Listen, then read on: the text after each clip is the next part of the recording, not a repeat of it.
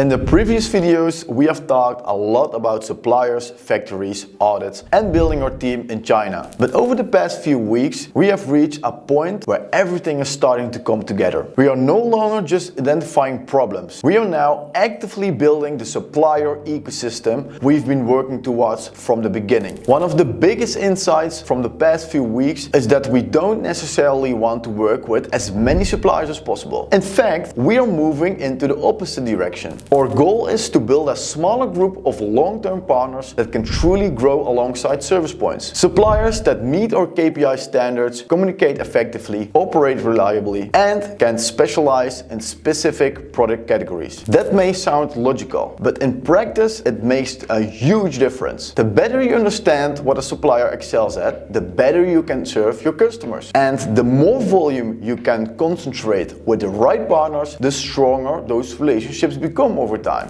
At the same time, we have become increasingly data-driven. We now actively monitor KPIs such as quotation speed, quotation volume, processing times, problem orders, out-of-stock issues, and communication response times. These KPIs are continuously tracked by both our team in the Netherlands and our team in China. This allows us to identify performance issues much earlier and take action before small problems become big major ones. But perhaps the most interesting development over the past few weeks has been the first large-scale pricing study we have conducted. We started comparing different suppliers with other players in the market to better understand where pricing differences actually come from. And the findings were very interesting. In several categories, all current suppliers turned out to be more expensive than competing suppliers. We saw particularly noticeable differences in categories such as cosmetics and lighting. What stood out was that these price differences were often not caused by logistics. Instead, they appeared to be driven by the way suppliers source products, manage purchasing, and structure their internal operations. And that's exactly why our team in China is now focusing heavily on this area. Because if the root cause lies in sourcing and operational processes, it's something we can improve. And if we can improve it successfully, it doesn't just create better margins, it also creates a stronger competitive advantage for all customers. Meanwhile, Kevin and Nina recently visited one of our largest suppliers, Jeffrey, in Hangzhou. During the visit, they conducted audits focused on communication and quotation processes. But perhaps more importantly, they explored how this supplier can scale alongside some of our largest customers. For several of Service Point's elite clients, they reviewed new workflows, discussed areas for improvement, and explored ways to make the supply chain more scalable. These are conversations you simply don't have over a video call. You need to be there in person. You need to see the processes, ask questions, and understand what is really happening behind the scenes. And that perfectly illustrates why we made the decision to expand to China. A year ago, we didn't have a team there. Today, we have people on the ground conducting audits, visiting suppliers, and working every day to improve